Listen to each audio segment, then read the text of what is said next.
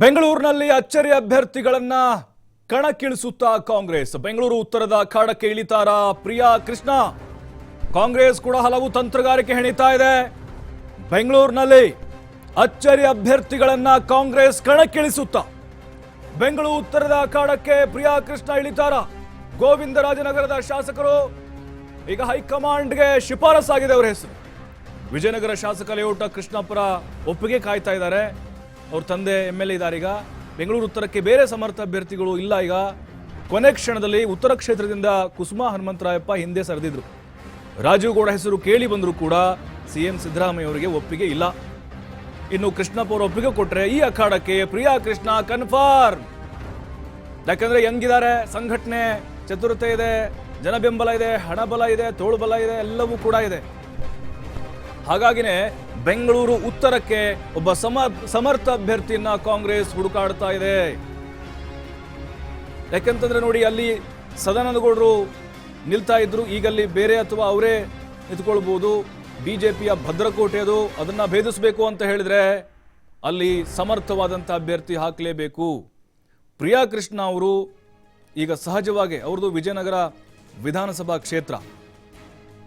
ಅವ್ರ ತಂದೆ ಕೂಡ ಕೃಷ್ಣಪ್ಪನವರು ಹಿರಿಯ ನಾಯಕರಾಗಿದ್ದಾರೆ. ಈಗ ಹಲವು ಡಿಮ್ಯಾಂಡ್ಗಳನ್ನ ಕೃಷ್ಣಪ್ಪನವರು ಇಟ್ಟಿದ್ದಾರೆ ಅಂತ ಹೈಕಮಾಂಡ್ ಮುಂದೆ ನಿನ್ನೆ ಅದೇ ಚರ್ಚೆ ಆಯಿತು CECಯಲ್ಲಿ. ಪ್ರಿಯಾ ಕೃಷ್ಣ ಅವ್ರನ್ನ ಅಖಾಡಕ್ಕೆ ಇಳಿಸ್ಬಿಡೋಣ ಆಗಿದ್ದಾಗ್ಲಿ ಅಂತ, ಒಳ್ಳೆ ಫೈಟ್ ಕೊಡ್ತಾರೆ ಅಂತ. ಆದರೆ ಕೃಷ್ಣಪ್ಪನವರು ಈಗ ಅಲ್ಲಿ ಪ್ರಿಯಾ ಕೃಷ್ಣ ಅವರಿಂದ ತೆರವಾಗುವಂಥ ಸ್ಥಾನ, ಅಕಸ್ಮಾತ್ ಇವ್ರು ಗೆದ್ರೆ ಅವ್ರ ಇನ್ನೊಬ್ಬ ಮಗ ಇದ್ದಾರೆ, ಅವ್ರಿಗೆ ಬೈ ಎಲೆಕ್ಷನ್ ಟಿಕೆಟ್ ಕೊಡಬೇಕು, ನನ್ನನ್ನು ಸಚಿವನನ್ನ ಮಾಡಬೇಕು. ನೋಡಿ, ಕೃಷ್ಣಪ್ಪನವ್ರಿಗೆ ಅವಕಾಶ ಸಿಕ್ಕಿಲ್ಲ, ಈಗ ಸಚಿವರನ್ನಾಗಿ ಮಾಡಿಲ್ಲ. ಹಾಗಾಗಿ ಡಿಮ್ಯಾಂಡನ್ನು ಇಟ್ಟಿದ್ದಾರೆ. ಹೈಕಮಾಂಡ್ ಇನ್ನೂ ಕೂಡ ಚರ್ಚೆಯಲ್ಲಿದೆ. ಬಟ್ ಪ್ರಿಯಾ ಕೃಷ್ಣ ಅವ್ರಿಗೆ ಬೆಂಗಳೂರು ಉತ್ತರಕ್ಕೆ ಟಿಕೆಟ್ ಏನಾದರೂ ಕೊಟ್ಟರೆ ಅದು ಜಿದ್ದಾಜಿದ್ದಿನ ಅಖಾಡ ಆಗೋದ್ರಲ್ಲಿ ಯಾವುದೇ ಅನುಮಾನಗಳಿಲ್ಲ. ಯಾಕಂದರೆ ಪ್ರಿಯಾ ಕೃಷ್ಣ ಅವರು ಈಗ ಅಲ್ಲಿ ಅಂತಹ ಹಿರಿಯ ನಾಯಕ ಸೋಮಣ್ಣನಂಥವ್ರನ್ನೇ ಹಿಂದೆ ಸೋಲಿಸಿದಂಥವ್ರು. ಈಗ ಅಲ್ಲಿ ಅವ್ರಿಗೇನು ಬೆಂಗಳೂರು ಉತ್ತರ, ಇಡೀ ಓವರಾಲ್ ಬೆಂಗಳೂರು ಹೊಸದೇನಲ್ಲ, ಓಡಾಡ್ತಾರೆ, ಸಂಘಟನೆ ಮಾಡ್ತಾರೆ, ಯುವ ಪಡೆಯನ್ನು ಕಟ್ಕೊಳ್ತಾರೆ. ಮುಂದಿನ ದಿನಗಳಲ್ಲಿ ಒಂದು ನಾಯಕತ್ವಕ್ಕೆ ಅನುಕೂಲ ಆಗುತ್ತೆ ಅನ್ನುವಂಥದ್ದು ಚರ್ಚೆ ಆಗಿದೆ. ಆದರೆ ಅವರ ತಂದೆಯ ಒಪ್ಪಿಗೆ ಬೇಕು ಕೃಷ್ಣಪ್ಪನವ್ರದ್ದು. ಅವರು ಅಧಿಕೃತವಾಗಿ ಹೇಳಿದರೆ ಅದು ಕನ್ಫರ್ಮ್ ಆಗುತ್ತೆ. ಇನ್ನು ರಾಜೀವ್ ಗೌಡ ಹೆಸರು ಕೇಳಿ ಬಂದಿತ್ತು, ಆದರೆ ಸಿದ್ದರಾಮಯ್ಯನವರು ಈಗ ಅದಕ್ಕೆ ಬೇಡ ಅಂತಿದ್ದಾರೆ.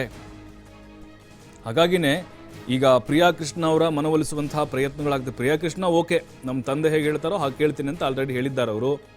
ಹಾಗಾಗಿನೇ ಕೃಷ್ಣಪ್ಪನವರು ಈಗ ಒಪ್ಪಿಗೆಯನ್ನು ಕೊಟ್ಟರೆ ಬೆಂಗಳೂರು ಉತ್ತರ ಕ್ಷೇತ್ರದಿಂದ ಅವರು ಸ್ಪರ್ಧೆ ಮಾಡೋದು ಬಹುತೇಕ ಖಚಿತ ಅಂತ ಹೇಳಲಾಗ್ತಾ ಇದೆ. ಯಾಕಂದರೆ ಉತ್ತರದಲ್ಲಿ ಸಮರ್ಥ ಅಭ್ಯರ್ಥಿ ಇಲ್ಲ ಕಾಂಗ್ರೆಸ್ಗೆ.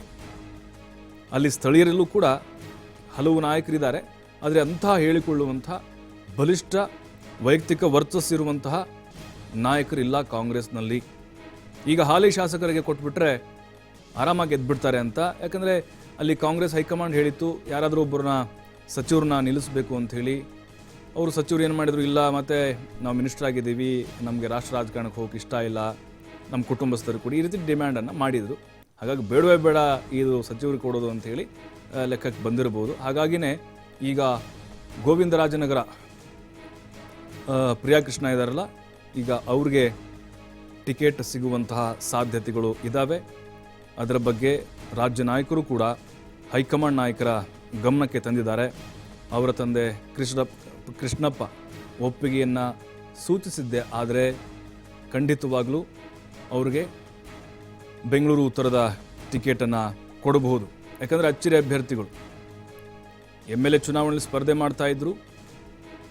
ಈಗ ಅಲ್ಲಿ MP ಅಂತಂದರೆ ಮೊದಲ ಬಾರಿಗೆ ಅದು ಅವ್ರಿಗೆ ಅವಕಾಶ ಸಿಕ್ಕಂಗಾಗತ್ತೆ ಮತ್ತು ಹೊಸ ರೀತಿಯಾದಂಥ ಲೆಕ್ಕಾಚಾರಗಳು ಕೂಡ ಸೃಷ್ಟಿ ಆಗ್ತವೆ. ಓವರಾಲ್ ಬೆಂಗಳೂರನ್ನ ಇದು ಮುಂದಿನ ಒಂದು ಭವಿಷ್ಯ ದೃಷ್ಟಿ ಇಟ್ಕೊಂಡು ಲೋಕಸಭೆ ಚುನಾವಣೆಗೇನಾದರೂ ಪ್ರಿಯಾ ಕೃಷ್ಣ ಅವರು ನಿಂತ್ಕೊಂಡಿದ್ರೆ ಆದರೆ ಅಲ್ಲಿ ಮತ್ತೆ ಪಕ್ಷವನ್ನು ಬಲಪಡಿಸಬಹುದು. ಈಗ ನೋಡಿ, ಬೆಂಗಳೂರು ಉತ್ತರ ದಕ್ಷಿಣ ಬೆಂಗಳೂರು ಆಲ್ಮೋಸ್ಟ್ BJPಯ ಭದ್ರಕೋಟೆ ಆಗಿ ಉಳಿದಿದೆ. ಹಾಗಾಗಿ ಅದನ್ನು ಭೇದಿಸಬೇಕು ಅಂತ ಹೇಳಿದ್ರೆ ಅಲ್ಲಿ ನಾರ್ಮಲ್ ಆಗಿ ಟಿಕೆಟ್ ಕೊಟ್ಟರೆ ಆಗೋದಿಲ್ಲ. ಬೆಂಗಳೂರು ನಾರ್ತ್ಗೆ ಪ್ರಿಯಾ ಕೃಷ್ಣ ಆದರೆ ಸೌತ್ಗೆ ಸೌಮ್ಯ ರೆಡ್ಡಿ ಫೈನಲ್ ಆಗಬಹುದು. ಸೌಮ್ಯ ರೆಡ್ಡಿ ಅವರನ್ನ ಕಣಕ್ಕಿಳಿಸುವಂತೆ ಹೈಕಮಾಂಡ್ ಸೂಚಿಸಿದೆ. ಸೌಮ್ಯ ರೆಡ್ಡಿ ಸ್ಪರ್ಧೆಗೆ ಇನ್ನೂ ಗ್ರೀನ್ ಸಿಗ್ನಲ್ ಕೊಟ್ಟಿಲ್ಲ ತಂದೆ ರಾಮಲಿಂಗಾರೆಡ್ಡಿ. ಬೆಂಗಳೂರು ಸೆಂಟ್ರಲ್ಗೆ ರೆಹಮಾನ್ ಖಾನ್ ಪುತ್ರ ಮನ್ಸೂರ್ ಅಲಿ ಖಾನ್ಗೆ ಟಿಕೆಟ್ ಸಿಗಬಹುದು. ಸ್ವತಃ ಮಲ್ಲಿಕಾರ್ಜುನ ಖರ್ಗೆಯೇ ಮನ್ಸೂರ್ ಅಲಿ ಖಾನ್ ಪರ ಬ್ಯಾಟಿಂಗ್ ಮಾಡಿದ್ದಾರೆ. ಯಾಕಂದ್ರೆ ಅವರು ಆಪ್ತರು. ಆಲ್ಮೋಸ್ಟ್ ಬೆಂಗಳೂರಿನ 4 ಕ್ಷೇತ್ರಗಳ ಹೆಸರು ಕಾಂಗ್ರೆಸ್ ಈಗ ಫೈನಲ್ ಮಾಡಿದೆ. ಈಗ ಅಲ್ಲಿ ಉತ್ತರಕ್ಕೆ ಪ್ರಿಯಾ ಕೃಷ್ಣ ಆದ್ರೆ ಸೌತ್ ಅಂದ್ರೆ ದಕ್ಷಿಣದಿಂದ ಯಾರು ಕಣಕ್ಕಿಳಿಬಹುದು? ಸೌಮ್ಯ ರೆಡ್ಡಿ ಅವರ ಹೆಸರು ಬಲವಾಗಿ ಕೇಳಿ ಬರ್ತಾ ಇದೆ. ಇನ್ನು ಪೆಂಡಿಂಗ್ ಇದೆ. ಯಾಕಂದ್ರೆ ರಾಮಲಿಂಗಾರೆಡ್ಡಿ ಅವರು ಗ್ರೀನ್ ಸಿಗ್ನಲ್ ಕೊಡಬೇಕು. ಇನ್ನು ರೆಹಮಾನ್ ಖಾನ್ ಪುತ್ರ ಮನ್ಸೂರ್ ಅಲಿ ಖಾನ್ ಅವರು ಈ ಹಿಂದೆ MLC ಚುನಾವಣೆಗೆ ಅವ್ರಿಗೂ ಕೂಡ ಗೆದ್ದು ಬಂದಿರಲಿಲ್ಲ. ಅವರು ಅಂದರೆ ಅವಕಾಶ ವಂಚಿತರಾಗಿದ್ದರು. MLC ಸ್ಥಾನಗಳಿಂದಲೂ ಕೂಡ 2 ಬಾರಿ ಅವಕಾಶ ಸಿಕ್ಕಿಲ್ಲ ಅವರಿಗೆ. ರಾಜ್ಯಸಭೆಗೆ ನಾಮನಿರ್ದೇಶನ ಕೂಡ ಆಗಿತ್ತು, ಅದು ಕೂಡ ಸಕ್ಸಸ್ ಆಗಲಿಲ್ಲ. ನೋಡಿ, ಸೌಮ್ಯ ರೆಡ್ಡಿ ಅವರು ಕೆಲವು ಮತಗಳ ಅಂತರದಿಂದ ಜಯನಗರ ವಿಧಾನಸಭಾ ಕ್ಷೇತ್ರದಲ್ಲಿ ಸೋತರು. ಆದರೆ ಈಗ ದಕ್ಷಿಣ ಕ್ಷೇತ್ರ, ಬೆಂಗಳೂರು ದಕ್ಷಿಣ, ತೇಜಸ್ವಿ ಸೂರ್ಯ ಅವ್ರನ್ನ ಕಟ್ಟಿ ಹಾಕಬೇಕು ಅಂತ ಹೇಳಿದ್ರೆ ಒಬ್ಬ ಯಂಗ್ ಲೀಡರ್ ಅವಶ್ಯಕತೆ ಇದೆ ಇಲ್ಲಿ. ಯಾಕಂದರೆ ಸಹಜವಾಗಿ ಅವರ ತಂದೆ ರಾಮಲಿಂಗಾರೆಡ್ಡಿ ಅವರು ಆ ಭಾಗದಲ್ಲಿ HSR ಲೇಔಟು, ಜಯನಗರ ಈ ಭಾಗದಲ್ಲಿ ತಮ್ಮದೇ ಆದಂತಹ ವರ್ಚಸ್ಸನ್ನು ಹೊಂದಿದ್ದಾರೆ. BTM ಲೇಔಟು ಶಾಸಕರಾಗಿದ್ದುಕೊಂಡು. ಹಾಗಾಗಿಯೇ ಸೌಮ್ಯ ರೆಡ್ಡಿ ಅವರಿಗೆ ಟಿಕೆಟ್ ಕೊಟ್ಟರೆ ಅಲ್ಲಿ ವಿರೋಧ ವ್ಯಕ್ತವಾಗಲಿಕ್ಕಿಲ್ಲ. ಸ್ಥಳೀಯ ನಾಯಕರು ಕೂಡ ಬೆಂಬಲವನ್ನು ಕೊಡ್ತಾರೆ. ಅಂತಹ ಪ್ರಬಲವಾದಂಥ ಕ್ಯಾಂಡಿಡೇಟ್ ಯಾರೂ ಇಲ್ಲ ಅಲ್ಲೂ ಕೂಡ ಅಷ್ಟೇ, ಬೆಂಗಳೂರು ದಕ್ಷಿಣದಲ್ಲಿ. ಹಾಗಾಗಿನೇ ಈಗ 2 ಕ್ಷೇತ್ರಗಳು ಕುತೂಹಲಕ್ಕೆ ಕಾರಣ ಆಗ್ತಾ ಇದೆ. ಯಾಕಂದರೆ ಅಲ್ಲಿ ತೇಜಸ್ವಿ ಸೂರ್ಯ ಇದ್ದಾರೆ, ಹಾಲಿ ಸಂಸದರು. ಅವ್ರನ್ನ ಕಟ್ಟಿ ಹಾಕಬೇಕು ಅಂತ ಹೇಳಿದರೆ ಇಲ್ಲಿ ಪ್ರಬಲವಾದಂಥ ಕ್ಯಾಂಡಿಡೇಟ್ ಬೇಕೇ ಬೇಕು ಕಾಂಗ್ರೆಸ್ಗೆ. ನೋಡಿ, ಅಭ್ಯರ್ಥಿಗಳ ಕೊರತೆ ಇಲ್ಲ ಅಂತೇನಿಲ್ಲ, ಆದರೂ ಒಪ್ಕೊಳ್ಬೇಕು ಅಷ್ಟೇ. ಸೌಮ್ಯ ರೆಡ್ಡಿ ಅವ್ರಿಗೆ ವೈಯಕ್ತಿಕವಾಗಿ ಅವ್ರಿಗೂ ಕೂಡ ಆಸೆ ಇಲ್ಲ ಸಂಸದರಾಗಬೇಕು ಅಥವಾ ಲೋಕಸಭೆಗೆ ಸ್ಪರ್ಧೆ ಮಾಡಬೇಕು ಅಂತ. ಬಟ್ ರಾಮಲಿಂಗಾರೆಡ್ಡಿ ಅವ್ರ ಮೇಲೆ ಡಿಪೆಂಡ್ ಇದೆ ಇದು. ಅವರೇನಾದರೂ ತಮ್ಮ ಪುತ್ರಿಯ ಸ್ಪರ್ಧೆಗೆ ಒಲವು ತೋರಿದರೆ ಹೈಕಮಾಂಡ್ ಒಪ್ಪಿಗೆಯನ್ನು ಕೊಡುತ್ತೆ.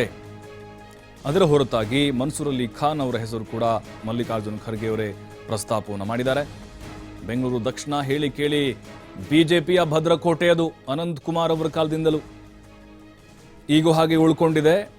ಆದರೆ ಈಗ ಅಷ್ಟು ಸುಲಭ ಇಲ್ಲ BJP ವಿರುದ್ಧ ಅಲ್ಲಿ ಹೋರಾಟ ಮಾಡೋದು. ಆದರೆ ಈ ಆಕಾಂಕ್ಷಿಗಳೇನಿದಾರಲ್ಲ ಅವ್ರಿಗೆ ಕೊಟ್ಟರೆ ಫೈಟ್ ಆಗ್ಬೋದು ಅಂತ ಮನ್ಸೂರ್ ಅಲಿ ಖಾನ್, ಇವರ ತಂದೆ ರೆಹಮಾನ್ ಖಾನ್ ಕಾಂಗ್ರೆಸ್ನ ನಾಯಕರು.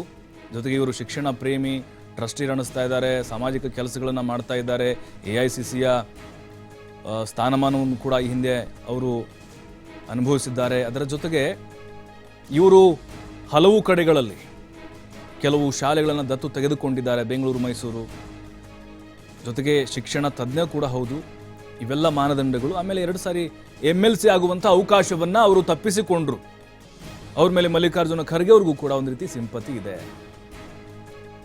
ಬೆಂಗಳೂರು ಕೇಂದ್ರದಿಂದ ಇವರ ಹೆಸರು ಈಗ ಬಲವಾಗಿ ಕೇಳಿಬರ್ತಿದೆ. ಬೆಂಗಳೂರು ಸೆಂಟ್ರಲ್ TC ಮೋಹನ್ ವಿರುದ್ಧ ಅಲ್ಲೀಗ ಹ್ಯಾರಿಸು, ರಿಜ್ವಾನ್ ಅರ್ಷಾದ್ ಆಗಿರ್ಬೋದು, ಈ ರೀತಿ ಸಾಧು ಕೋಕಿಲ ಅವರು ಕೂಡ ಆಕಾಂಕ್ಷಿಯಾಗಿದ್ದಾರೆ. ಬಟ್ ಈಗ ಮನ್ಸೂರ್ ಅಲಿ ಖಾನ್ ಅವ್ರಿಗೆ ಕೊಟ್ಟರೆ ಅಲ್ಲಿ ಅಲ್ಪಸಂಖ್ಯಾತ ಮತಗಳನ್ನು ಹೆಚ್ಚಿಗೆ ಪಡೆಯಬಹುದು ಅನ್ನುವಂಥ ಲೆಕ್ಕಾಚಾರ ಕಾಂಗ್ರೆಸ್ ನಾಯಕ